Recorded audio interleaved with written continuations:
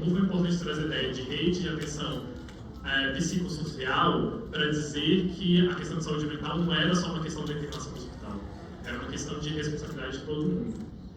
Outra questão, assim, a gente precisa, se a alta complexidade ela vira aquele lugar que consegue olhar bem individualmente e bem singularmente por caso, a gente também não pode ir para um erro de entender que são problemas individuais ou problemas das famílias. A gente precisa olhar para os dados do acolhimento para fazer uma reflexão sobre os territórios. Né? Se eu pego só de 2024 para cá, só fazendo um exercício, a Lu estava me ajudando ali a fazer esse exercício, de você pegar assim, das crianças e adolescentes que foram acolhidas. Elas têm territórios, né? 558 vieram da Ceilândia. Né? Assim,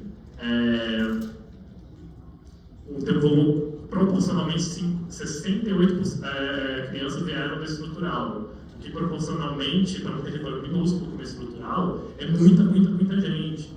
Então a gente precisa conseguir olhar desindividualizando e isso ajuda, eu acho, o olhar das outras proteções. Principalmente porque a gente pensa assim, que tem um trabalho preventivo e protetivo a ser construído no território.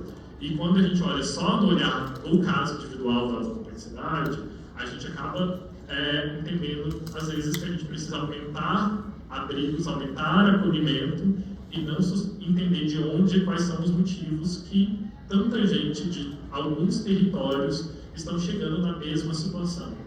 Então a gente precisa, assim, na assistência, juntar esse olhar singularizado da proteção de alta complexidade para um tipo de olhar que olhe para o território, para os fenômenos do território. Outro ponto, eu acho importante para esse debate, assim, é para onde a gente acha que a gente precisa avançar para criar, de fato, um amparo para as famílias. Né? Esse amparo para as famílias não pode ser só conselho ou conversa, ele precisa transformar materialmente a vida das famílias. Né? A política pública de assistência ela precisa trazer entregas concretas de transformação da vida das pessoas. É fundamental subsidiar a guarda, ter recursos. Né? A gente espera que a gente consiga mandar para a Câmara Legislativa um projeto de lei que a gente construiu junto com o Ministério Público e com o Judiciário, que é um projeto estruturante, que cria subsídio tanto para a reintegração, quanto para a guarda, quanto para o ingresso ao acolhimento. Mas a gente precisa criar outros instrumentos para amparar a família, né? A família de origem, seja a família extensa, seja a família natural no processo de reintegração. Ela precisa estar amparada por mais coisas que dê substância ao acompanhamento socioassistencial. Outro ponto importante, assim, nossa, eu estou jogando coisas assim. Mas aí depois a gente organiza melhor. Sobre acompanhamento do egresso. Eu acho que o SUAS tem um problema no desenho do acompanhamento do serviço de república. Eu acho que tem um problema sério sobre isso. Eu acho que a Cris pode falar das reflexões que a gente tem feito sobre isso. Assim. O que acontece? Assim, o SUAS eles construíram de um jeito meio etapista. Assim, na ideia assim, vou ter o serviço de república porque tem um adolescente que não está pronto, um jovem que ainda não está pronto para a vida autônoma e ele precisa de uma moradia subsidiada coletiva. Eu acho que a moradia subsidiada coletiva ela é um instrumento de trabalho, mas as pessoas precisam ser responsabilizadas pelo acompanhamento do egresso como um todo. A gente tem sugerido isso para o Ministério. Ao invés de um serviço de acompanhamento da República, a gente precisa ter um serviço de acompanhamento ao egresso, onde a República é um instrumento de trabalho. Onde a República, a moradia subsidiada seja um instrumento e que a moradia individual também seja uma possibilidade. Subsidiar a moradia individual na lógica da moradia primeiro. Porque eu acho que isso cria um problema. É um desafio para todas as repúblicas, em geral, elas passam a mais pensar quem cabe nela do que a proteção que os jovens precisam ter. Assim. Outro ponto importante, assim, é que quando a gente fala de pessoas com mais de 2 anos em acolhimento, a gente precisa trazer para o vocabulário dessa política de proteção a ideia de reparação. Isso precisa ser entendido como uma política de reparação. E aqui eu vou trazer a ideia do Pablo Grief, né, de reparação da ONU, assim, que isso envolve reconhecimento, indenização, reabilitação. Né? A gente estava falando assim, de alguém que teve um direito violado. porque fica me parecendo que esse serviço se volta a uma ideia de autonomia quase como um ganho individual, assim. Você precisa conseguir a sua autonomia o mais rápido possível. Enquanto os filhos de gente rica não têm autonomia com 30 anos, sabe, assim. E eu acho que a política de saúde entendeu isso melhor nas discussões de desinstitucionalização, né? Assim, por exemplo, a residência terapêutica, ela é uma oferta de moradia subsidiada a vida inteira por um dano provocado por 2 anos. E a gente fica assim, ó, corre aí com essa autonomia, vai logo ser desligado desse serviço o mais rápido possível, enquanto a gente não reconhece o dano provocado pelo próprio Estado. Então, eu acho que a gente precisa assumir o vocabulário da reparação do dano para dentro da política de assistência de uma forma muito importante, assim, para como a gente formula e organiza o serviço. É isso. Não, a gente falou um monte de coisa. O Felipe traz algumas coisas muito importantes, especialmente essa questão de olhar para o território, né, Felipe?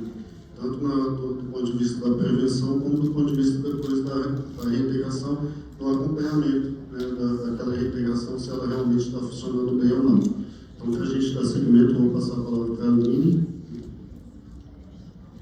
Bom dia. Acho que o Felipe trouxe muitos pontos e, pelo tempo, eu vou focar aqui em alguns pontos também das outras, na fala da Laíne, que eu acho que são interessantes para a gente refletir. A Laíne fez uma pergunta que eu fiquei refletindo sobre ela e sobre o que eu tinha pensado para a gente conversar, que é como as outras proteções, por que a gente está acionando mais a UTI do que as outras proteções, né? Como que a gente inverte essa pirâmide.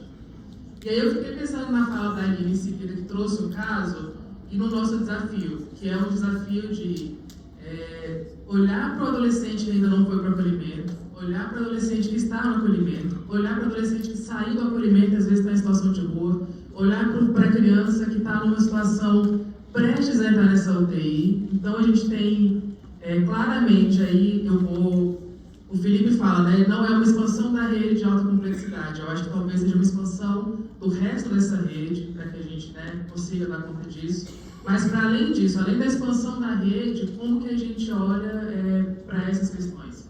Acho que tem uma coisa muito clara que a Laine colocou, que ela falou assim, do ouvir ativamente tanto a criança e o adolescente quanto essa família. Então, acho que para nós tem uma questão muito clara de construção da demanda. Por muito tempo a gente recebeu essa demanda como sendo uma demanda de reintegração familiar. Então, como que essa demanda chega na média complexidade? É uma reintegração familiar. Reintegração familiar não é uma demanda. Reintegração familiar é um procedimento.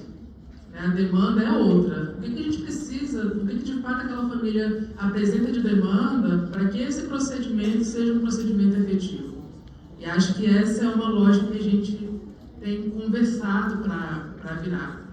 A mesma coisa quando a gente escuta que 90, acho que a Laine falou um número bastante alto de pessoas, de crianças e adolescentes que entraram no acolhimento por negligência em razão do uso de álcool e outras drogas. E isso é um número alto que tem uma série de outras coisas no meio ali. Então a gente tem discutido muito de como a gente qualifica essa demanda até para chegar nisso, né? O que esse território de fato é estrutural, a gente tem um número muito alto. Qual é a demanda que está ali de fato, coletivamente falando, né? Essa negligência, ela é aquilo que a gente vê de cara, ela é aquilo que chega ali. Mas como que a gente qualifica essa demanda? Quais são as violações que de fato estão acontecendo ali? Quais são as demandas que de fato a gente tem ali? Então a gente tem feito muito essa discussão de que a gente tenha uma qualificação maior dessa demanda para que a nossa oferta também seja mais direcionada, para que a nossa oferta seja mais efetiva. Porque os recursos que a gente tem são muito escassos. E uma outra questão que acho que a gente tem conversado muito na questão de inverter essa pirâmide é tentar que a vigilância chegue também no âmbito da média complexidade. Então a gente tem hoje uma gestão que ela é feita, uma gestão de demandas que ela é feita pela pessoa que está gerindo, por exemplo, um CREAS, pela pessoa que está gerindo equipamento. E isso é bastante perverso, que aquela pessoa faça essa gestão sozinha e ali ela decida quem vai ser atendido com prioridade, quem vai ser atendido depois. Então a gente tem feito um trabalho muito penoso e muito forte para que essa gestão seja mais institucionalizada, para que todo mundo use os mesmos instrumentos, para que a gente consiga identificar. Então, a gente tem um público-alvo que é prioridade, que é criança e adolescente, então ele vai ter que estar, em alguma forma, priorizado ali. A gente tem a vivência de violação como prioridade, isso vai ter que estar identificado de alguma forma. Quem é egresso do acolhimento como prioridade, isso vai ter que estar identificado de alguma forma. Inclusive, a priorização de quem é egresso do acolhimento, a gente foi muito provocado pelas discussões com a Jacage, que tem um protagonismo muito forte nessa construção.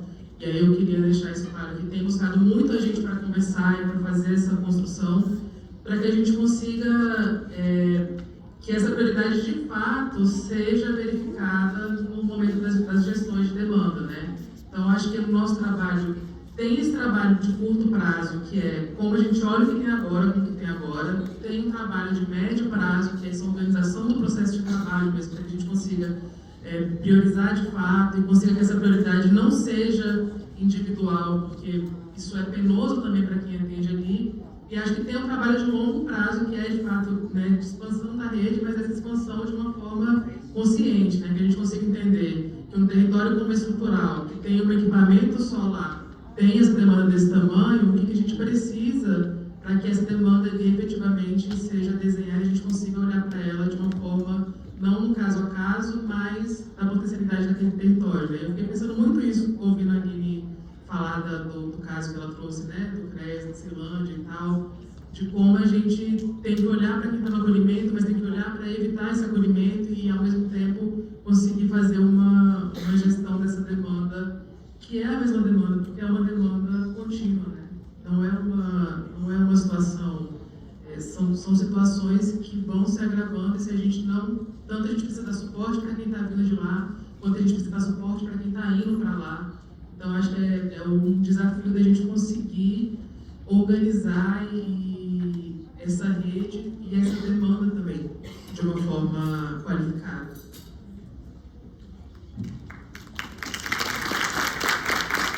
Eu acho que é interessante o que você fala, né, que é fazer a gestão da política pública baseada em dados, né, para facilitar o planejamento e tornar mais eficiente, né, o serviço que trabalha no limite. Né? Então, para conseguir extrair mais dele, a gente precisa realmente otimizar usando dados, né, para que as coisas possam ter mais eficiência. Eu vou passar a palavra então para o Alessandro, que vai falar para a gente sobre a proteção básica. Bom dia, tudo bem? Eu tinha preparado para um momento, porque eu fico nervosa, eu esqueço, eu trouxe uma cola, mas eu vou ser mais objetiva. Vou começar um pouco pelo que o Felipe colocou, que realmente, assim, a criança e o adolescente que estão no acolhimento, a gente tem que desconstruir essa imagem que é uma situação, é uma questão da alta complexidade, da especial, e que não faz parte das outras proteções, sendo que nós somos um sistema único. Então, uma coisa que a gente tem conversado muito, pelo menos no tocante à básica, por onde eu respondo, pelos CRAs e pelos centros de convivência, esse atendimento que a gente fala de território, como a gente faz gestão de território também, é que uma pessoa ela não tem só um contexto, só uma dimensão da sua demanda. Ela é um todo, e esse todo ele parte de necessidade de proteções de todas as proteções sociais, seja de básica, seja especial, na alta e na média complexidade.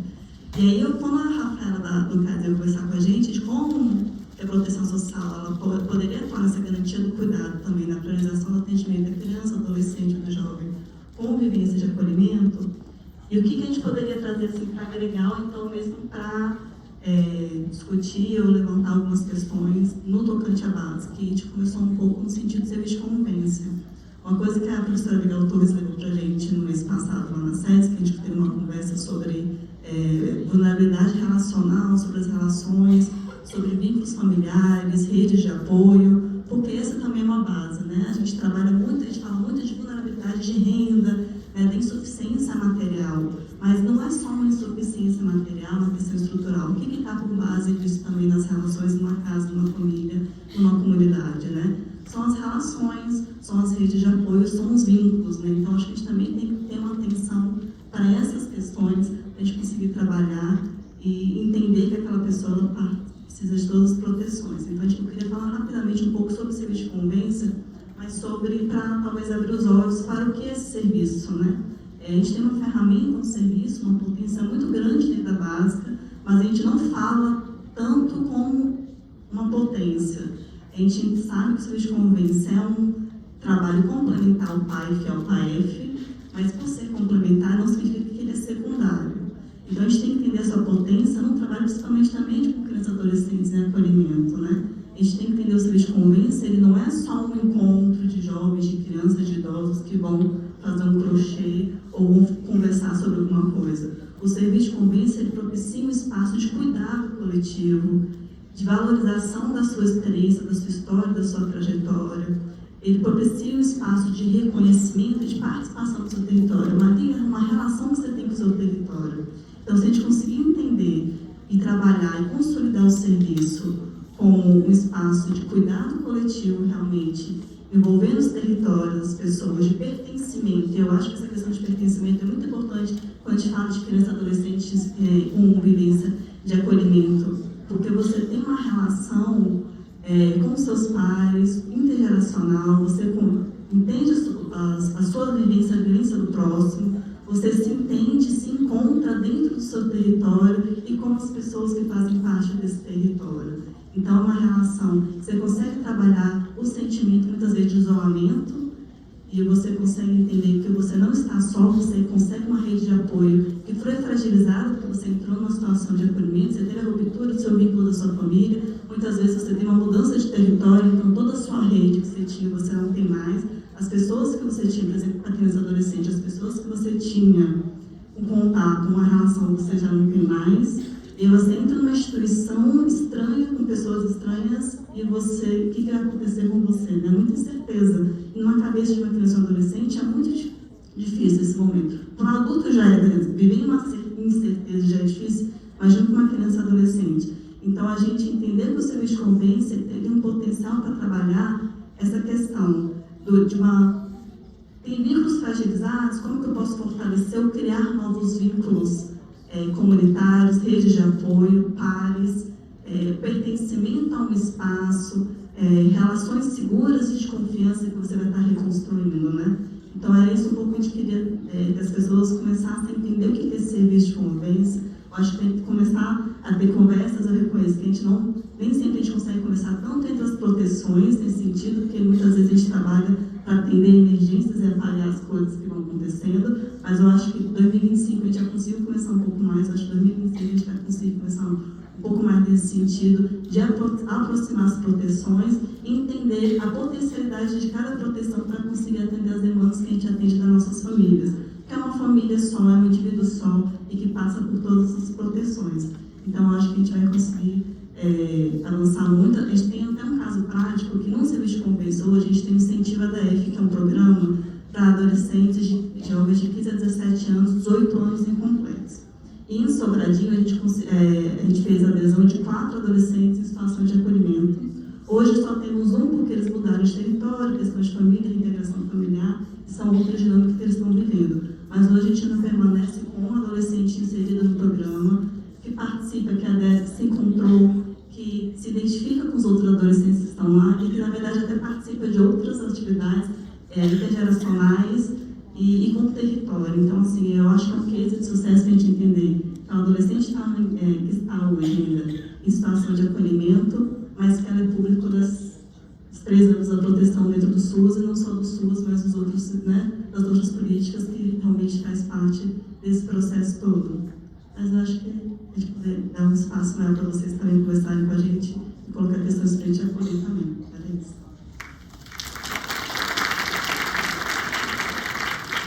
Obrigado, Alessandra. Aí eu vou cumprir aqui o pedido que o pessoal da organização me fez. Lembrar o pessoal que está nos assistindo que quem quiser fazer pergunta é só procurar o pessoal do apoio que está com bloquinho e caneta. Aí escreve lá a pergunta e manda para a gente, tá? E lembrar também que ao final de cada painel vai ter um QR Code aqui, a pessoa escanear e mandar palavras para uma nuvem de palavras que vai ser formada no final do seminário. Então, a gente precisa da participação de todos e todas vocês também. Vou passar agora a palavra para o Matheus. O Matheus está representando a sociedade civil, né? está aqui pela Casa Ismael, e aí vamos ouvir a sua contribuição. Bom dia. Não é por acaso, né, que eu acho que os outros participantes estão trazendo essas questões da intersetorialidade, da maioridade dos meninos no acolhimento. E é impressionante, assim, eu me sinto muito privilegiado, principalmente, trabalho em Sobradinho, né, sou responsável pelas 2 casas de Sobradinho, e a gente tem muita sorte da rede que a gente tem, né, do Conselho Tutelar, da saúde, o CAPS, né, só que a gente sabe que não é a realidade da maioria dos outros serviços. Né. Quando a gente pensa sobre o próprio processo de completar a maioridade no acolhimento e o preparo que a rede tem com esses meninos e meninas, não é coerente. A gente vê que existe uma demora no atendimento deles, a gente vê que vários dos serviços, eles não se entendem nem como responsáveis, porque os meninos estão no meio de acolhimento e eles não sentem que são participantes desse processo do atendimento dessas crianças e adolescentes. E essa própria demora e esse próprio processo, né, de não acompanhamento na maioridade, eu sinto que abre uma lacuna. Hoje eu falo de uma perspectiva muito particular, que seria desse acompanhamento dos egressos, por exemplo, que a gente não tem como, né, legalmente a gente vê, né, que as instituições de acolhimento têm que acompanhar os egressos por 6 meses após o desligamento. A gente sabe que isso não é verdade. A gente não vai deixar meninos que passou 6 meses, a gente vai falar, não vamos mais acompanhar, não vamos mais atender. Não tem como. Né? Eu e minha dupla, e especificamente em Sobradinho, a gente trabalha muito essas questões da maioridade. A gente acompanha hoje por volta de 10 meninos e meninas que, né, foram desligados e que precisam desse acompanhamento porque não tem rede de suporte, porque ainda não foram inseridos de maneira efetiva no CRES, porque não conseguem se vincular no CAPS. E daí eu sinto que seria, né, o óbvio, né, a gente vir aqui, a gente trazer críticas que eu acho que tem que ser trazidas dos próprios serviços, né, da rede e da não intersetorialidade que a gente tem dentro das regiões, mas ao mesmo tempo eu sinto que esses próprios órgãos, esses próprios setores diferentes passam por um processo de sucateamento. A gente sempre vê, por exemplo, a equipe que atende uma das casas do Hospital de Sobradinho, da UBS de Sobradinho, sempre tem algum desfalque. O CAPSI tem dificuldades pela alta demanda, né? Hoje, o DF continua sendo o estado com a menor cobertura em saúde mental do Brasil. A gente está em último lugar, continua em último lugar, então a gente não tem CAPS o suficiente para absorver a demanda. Então, como que a gente espera que eles sejam atendidos? Como a gente espera que as escolas deem esse suporte?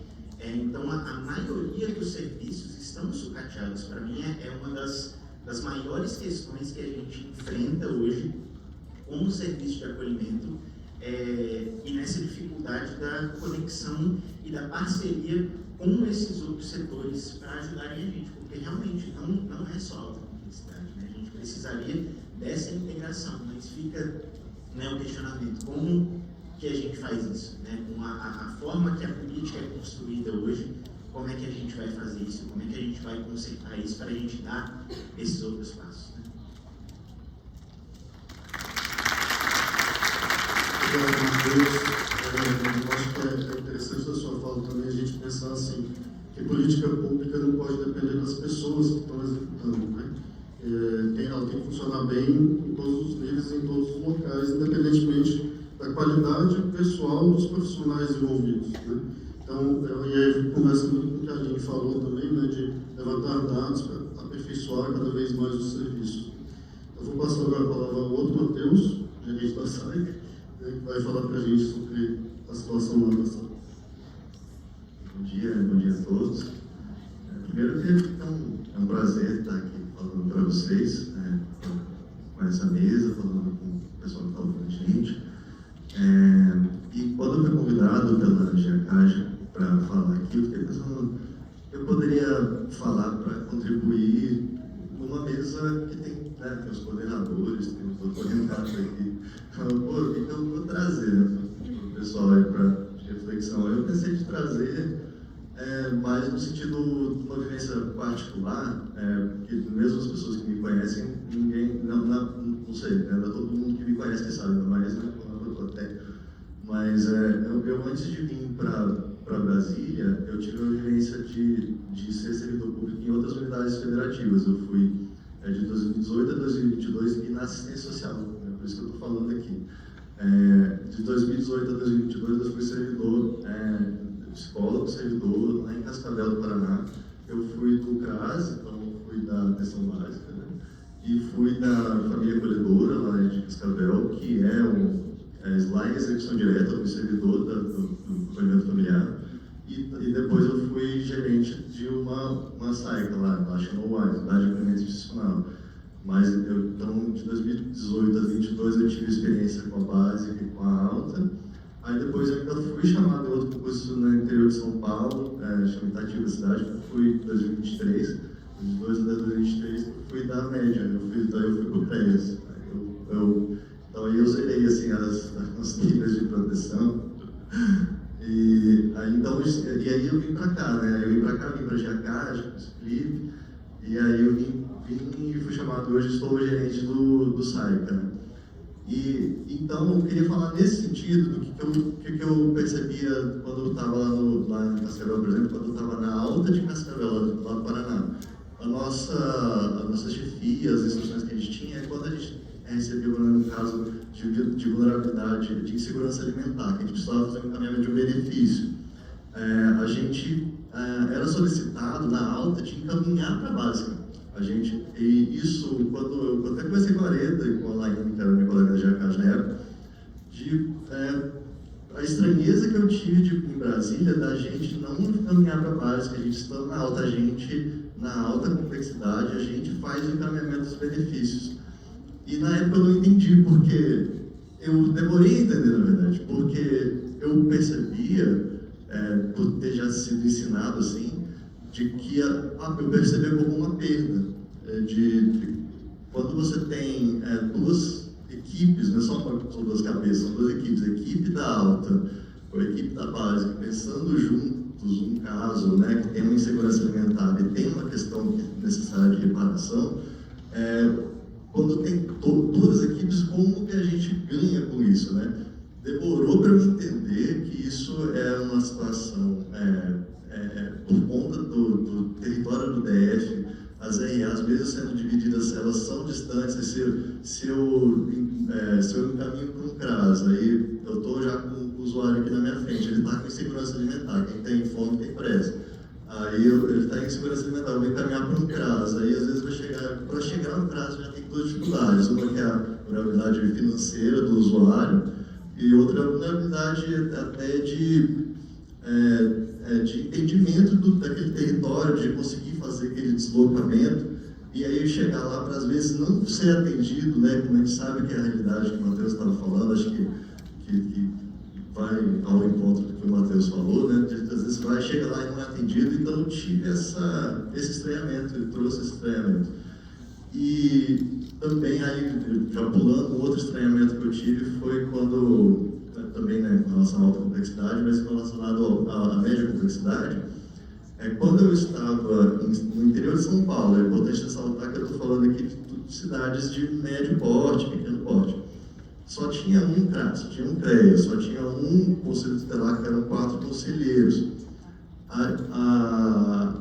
Eu estava no CREAS e a gente era demandado por uma equipe de OSC, que lá também o acolhimento familiar lá era executado por OSC também.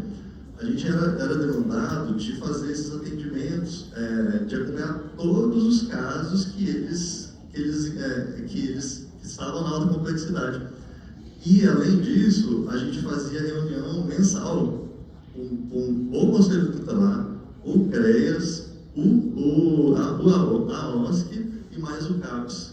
Essas 4 instâncias estavam presentes mensalmente juntas para um estudo de caso para lidar com aquela situação de alta complexidade para garantir a proteção daqueles sujeitos, que é o que a gente precisa fazer, né? Garantir a proteção daqueles sujeitos, né? daquelas pessoas que estão na alta complexidade. Então, eu tive esse estranhamento, eu estou trazendo aqui, porque essa mesa aqui tem essas pessoas, né? Então, são os coordenadores da básica, da média, eu estou trazendo essas dificuldades, mas não são só essas dificuldades que a gente passa, né, na ponta, né?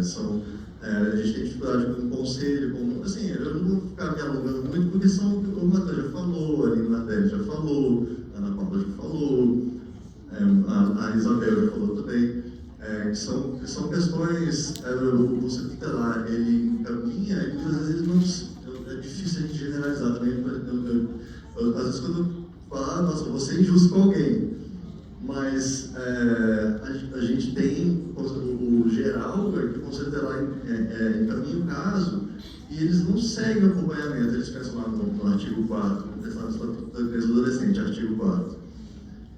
Eles encaminham os casos e não se veem como poder público representado pelo acolhimento, então não se implica mais, assim, dá uma dificuldade de continuar se implicando. E isso a gente percebe também em outras instâncias, mas o meu tempo é esgotado, desculpa. Mas é isso que eu queria trazer, eu acho que eu consegui concluir o que eu queria trazer nessa discussão.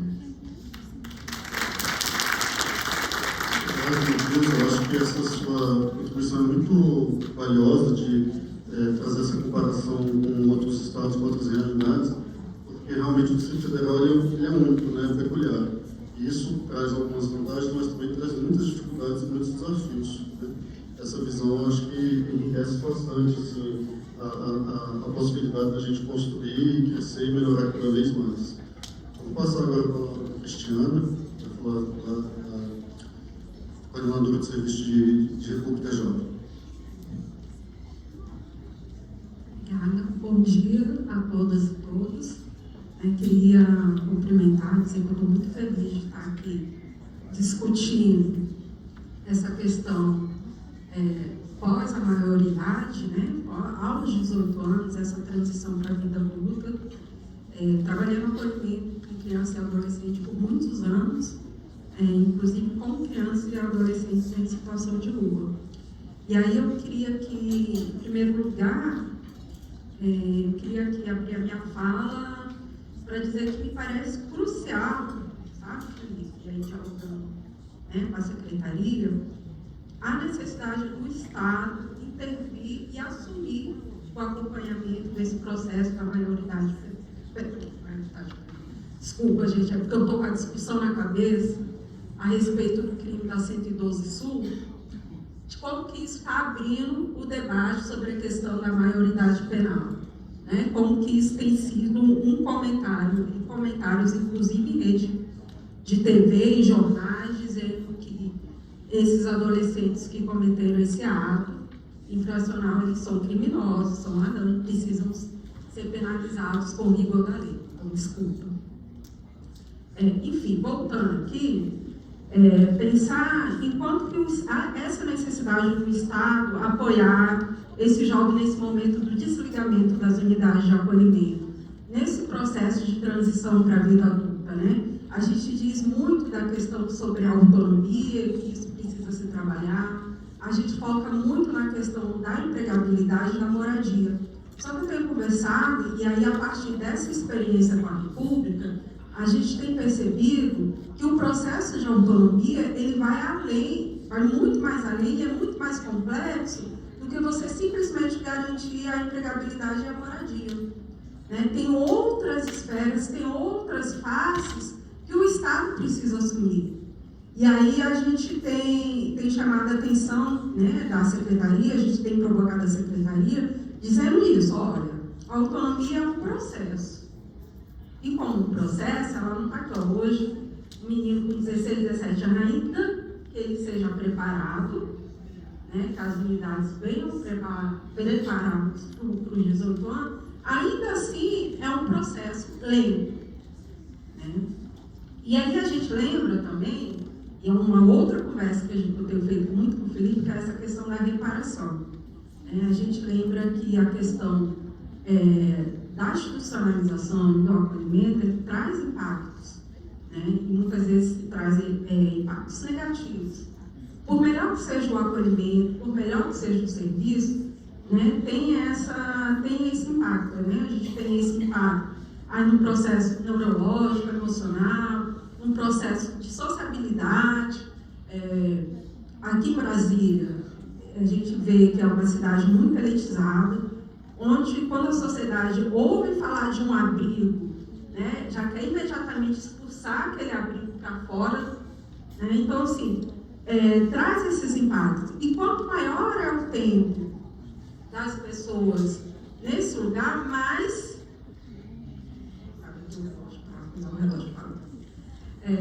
quanto maior o tempo, quanto mais essa criança ou adolescente ficam em institucionalidade, maiores são esses impactos. Maior é a necessidade dessa reparação, desse processo de reparação.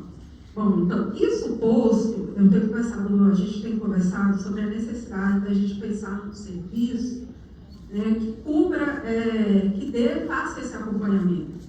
Né, esse acompanhamento multifacetado, intersetorial. A gente tem percebido na República uma questão sobre a questão da saúde mental. Hoje a gente acompanha 20 jovens, né, que passaram pela República e estão na República desde 2021. E aí a gente vê, dessas 20, acho, 2 apenas não têm uma questão de saúde mental. Né? Todas as outras têm, inclusive, diagnósticos de saúde mental, e a gente não consegue fazer que a saúde, por exemplo, atenda essas jovens. Né? Questões que, inclusive, vão interferir na questão da própria empregabilidade. A gente tem percebido, por exemplo, a dificuldade que os nossos egressos têm de se manter em emprego, de se manter numa moradia. Né? Então, assim, a gente tem visto que as meninas que a gente acompanha hoje, que já não estão mais na República, são, inclusive, as que demandam mais complexidade, mais tempo e intensidade do nosso acompanhamento. E aí, muitas coisas ligadas nesse sentido, sabe, Felipe? E aí, eu acho, para concluir, queria trazer algumas reflexões a esse respeito. Voltar nessa questão que o Felipe colocou de etapas, né? Então, assim, a gente tem criança e adolescente, até aqui a gente acompanha. Daqui para cá, a gente não acompanha mais. Ou a gente acompanha enquanto voluntariedade do técnico a respeito daquelas pessoas. E aí eu fico pensando numa coisa que a própria Abigail coloca, por exemplo, na questão do cuidado, da pedagogia do afeto. A gente não pode desligar, principalmente as instituições de acolhimento, que essas instituições são os vínculos familiares daquelas crianças, daqueles egressos, por muito tempo. A gente tem uma deficiência muito grande no fortalecimento dessas famílias, enquanto o processo do acolhimento de criança e adolescente, e a gente não consegue que essas famílias sejam atendidas, sejam acompanhadas pelo CREAS, a gente não consegue inserir essas famílias no serviço de saúde, enfim. Então, a gente não consegue fazer também um trabalho de fortalecimento paralelo com o acolhimento de criança e adolescente.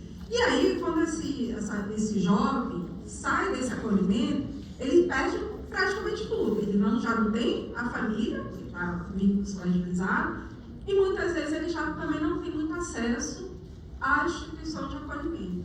Então, eu acho que a gente precisa compreender, eu entendo a questão legal dos 6 meses, etc. e tal, e a gente tem feito, inclusive, na República, esse esforço, de vez em quando a gente liga para as OSCE, que encaminharam determinado menino, vamos conversar sobre esse caso dessa menina, porque está acontecendo isso, isso e isso, e a gente precisa que vocês também estejam aqui. Então, eu acho que a gente precisa, né, nesse serviço como todo, fazer um acompanhamento baseado na pedagogia do afeto, na pedagogia do vínculo, e entender que o vínculo ele não se acaba quando um jovem faz 18 anos, pelo contrário, e nem quando ele faz 21. Né? Assim, eu acompanho meninas da época do geração, que hoje tem 25, 26, que de vez em quando me mandam no WhatsApp, pelo amor de Deus, me ajuda, porque eu estou precisando de tal situação. E aí a gente precisa ter isso, sabe, Aline? Assim, do CRES, entender que esse público, ele é um público, às vezes eu ligo no CRES, aí o CRES pergunta assim, qual é a violação que essa menina está sofrendo? E aí eu fico assim, processa, sabe? Porque assim, precisa, qual é a violação que ela está sofrendo? Ser ingresso de acolhimento, uma reparação, isso por si só já é uma violação, sabe? Então ela tem que ser público prioritário do CRES, sabe? Ela tem. Olha, eu entendo a questão da fila, né? E aí eu acho que é o que o Felipe tem falado, o Estado precisa investir nisso. E aí acho que a promotoria precisa cobrar isso do GDF, sabe? Assim, eu sei que vocês não são órgãos fiscalizadores, mas eu entendo que vocês, eu vou terminar em menos de um minuto, vocês precisam cobrar essa capacidade do GDF, né? A gente precisa de um concurso para sedes, né? A gente tem ideias com um especialista atendendo um território de mais de 4.000, 5.000 pessoas. É impossível que ele consiga fazer um acompanhamento. É impossível hoje, na realidade do CREAS, que seja feito qualquer acompanhamento. Né? Assim, no mais, a gente faz serviços pontuais. Quanto mais pensar em acompanhamento de regresso. E é aqui eu encerro a minha fala.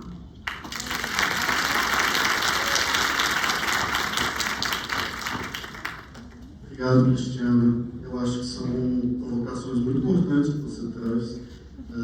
A gente, enquanto Ministério Público, a gente tem feito muitas cobranças às sedes, né? A PDDC, a Procuradoria de Distrital de Direito do Cidadão, tem se reunido até frequentemente com as sedes para fazer essas cobranças em relação aos atendimentos no CRES e no CRES. Eu acho que essa questão que você fala da pedagogia do afeto é fundamental, e eu acho que é aí que aparece mais ainda o desafio em relação àquilo que a gente estava falando, de a política pública precisar ser uniforme e bem executada em todos os serviços por qualquer profissional. Porque é justamente nesse ponto da pedagogia do afeto, da expressão do afeto, da formação do vínculo que aparece mais evidentemente as diferenças pessoais daqueles profissionais envolvidos. Porque vão ter profissionais que vão conseguir desempenhar isso com muita facilidade, vão ter outros que vão ter muita dificuldade, né? Que vão acessar, inclusive, situações pessoais mesmo de dificuldade da sua própria formação para conseguir trabalhar nessa formação de vínculo e nesse afeto que essas pessoas precisam receber de fato. Então, assim, acho que são muitas reflexões, muitas provocações que você trouxe e que podem nos ajudar muito. Né?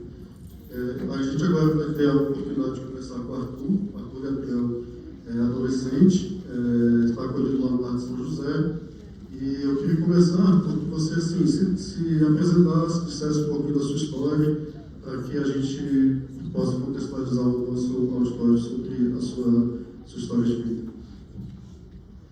Para quem não me conhece, meu nome é Arthur Gabriel, tenho 15 anos, faço parte do serviço de acolhimento do Lar de São José.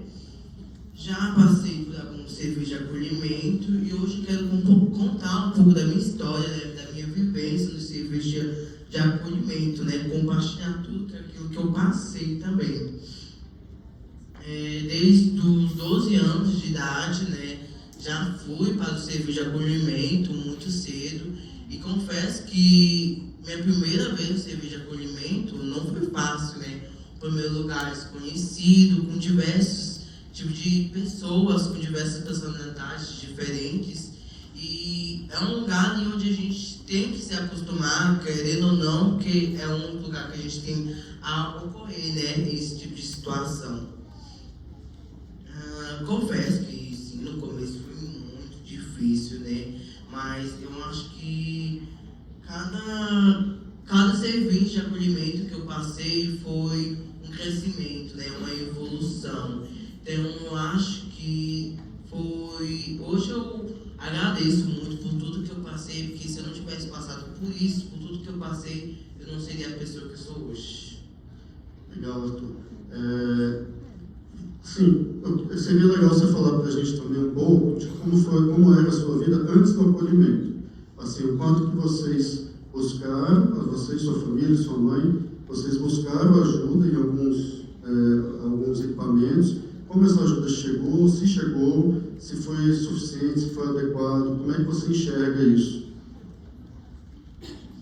Olha, confesso que foi um pouco muito difícil, né, porque Desde 18 anos de idade, eu já tive que ter uma maturidade muito além para cuidar dos meus irmãos, de casa, da minha mãe.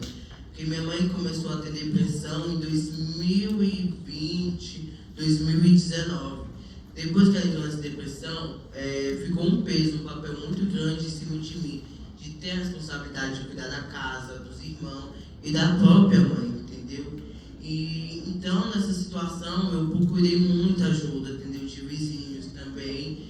E nessa depressão que minha mãe teve, ela começou muito a querer se matar, entendeu? Querer cometer o suicídio. E isso ficou muito difícil. Então, eu procurei toda forma de ajuda possível. Todo santo dia era a polícia, era a ambulância na frente de casa. E os meus irmãos vendo aquela situação, e eu era o único que podia fazer alguma coisa, né? Então, um bom tempo, desde os 8 anos até os 12 de idade, eu tive que aguentar esse tipo de coisa, entendeu?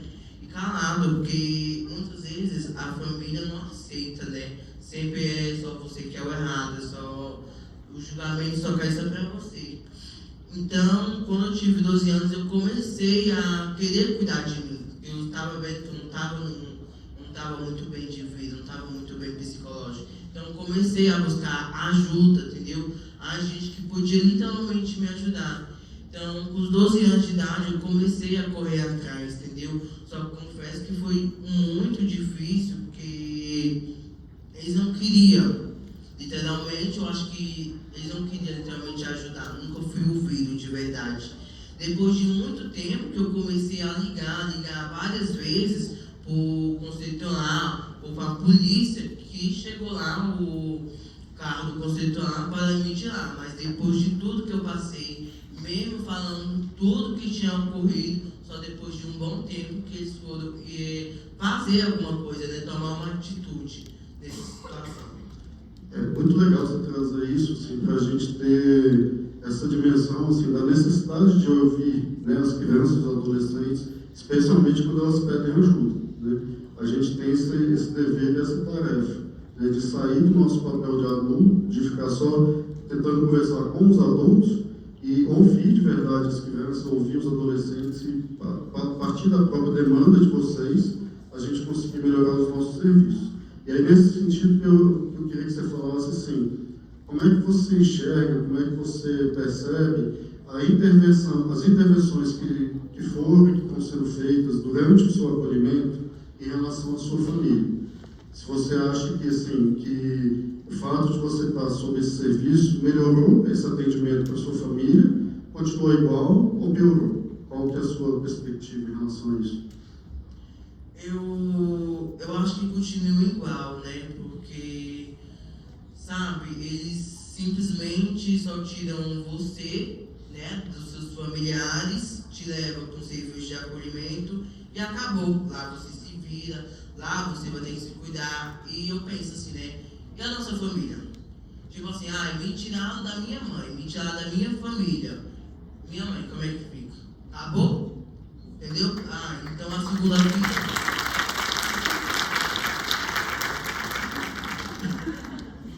Então, eu penso assim, né? Me tiraram.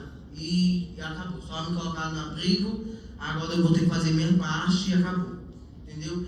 Então, eu acho que eles não fizeram o que eles deveriam ter feito. Não é só simplesmente pegar a pessoa, tirar dos parentes dela, da família dela, botar no serviço de acolhimento e ela falar, agora fiz minha parte. Acabou. Porque não é só isso, entendeu? A pessoa teve outra vida, foi tirada dela. Como é que fica? Entendeu? Não teve ninguém para dar um apoio, não teve ninguém para dar aquela assistência, entendeu? Então, muito tempo eu tive que me virar sozinho mesmo, tive que me virar sozinho. E hoje eu penso, meu Deus, e minha mãe? Entendeu? Só isso? Fizeram e acabou? Legal, muito bom você trazer essa fala para a gente. Eu acho que é duro para a gente ouvir, mas é muito importante. Assim, a gente precisa repensar muitas coisas, repensar muita forma de atuar, né? E aí, assim, eu te pergunto, como é que você está enxergando o seu futuro? O que você tem de planos, o que você tem de esperança para frente?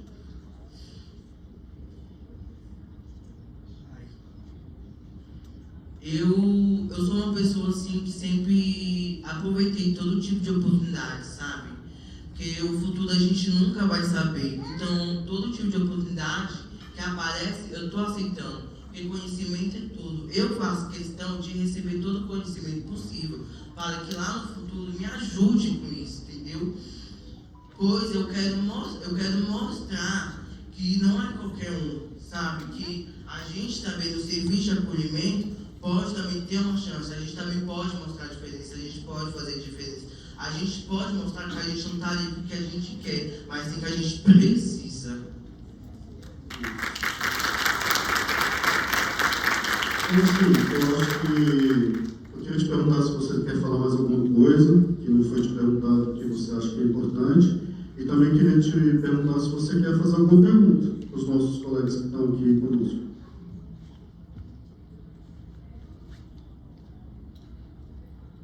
Eu queria perguntar o que vocês acham sobre literalmente só tirar a gente das nossas famílias e não fazer mais nada. Entendeu? O que vocês acham sobre respeito a isso?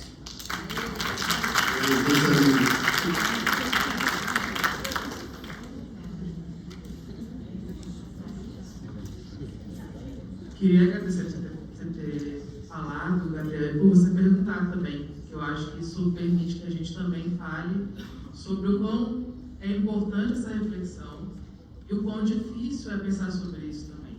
Porque, de fato, a gente tem uma política desenhada para que isso não aconteça, mas a gente não tem isso efetivamente. Acho que isso fica claro quando você fala, fica claro com tudo que a gente ouviu aqui hoje, fica claro com tudo que a gente coloca de desafio. Acho que é uma reflexão que a gente precisa fazer diariamente, não só no dia de um seminário, né? E isso faz com que a gente trabalhe pensando, como eu falei, a longo prazo, a médio prazo, mas a curto prazo. Porque a curto prazo a gente tem pessoas que estão sendo impactadas pela política ou pela falta dela, né? Pelo atendimento ou pela falta dele. Então, acho que é uma questão crucial do nosso trabalho, assim, do dia a dia do nosso trabalho, da gente, do que faz a gente, de fato, trabalhar e pensar como que a gente pode lidar com isso diariamente, assim. Então, acho que é uma reflexão importante que você traz para a gente diariamente, assim.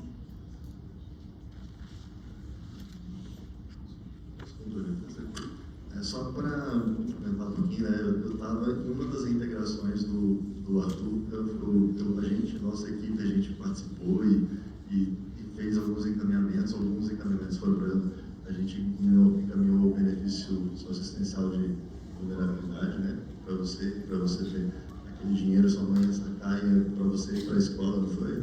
Para você fazer alguns encaminhamentos, você ir para serviço de saúde também, que estavam sem dinheiro, né? E a gente fez encaminhamento do CREAS também. Só que assim, eu estou falando isso de verdade, não é em tom de defesa, é de tom de insuficiência, sabe? Eu acho que a gente fez isso, a gente continua acompanhando, a gente fez algumas, acho que 3 ou 4 visitas na casa de vocês, enquanto você estava integrado.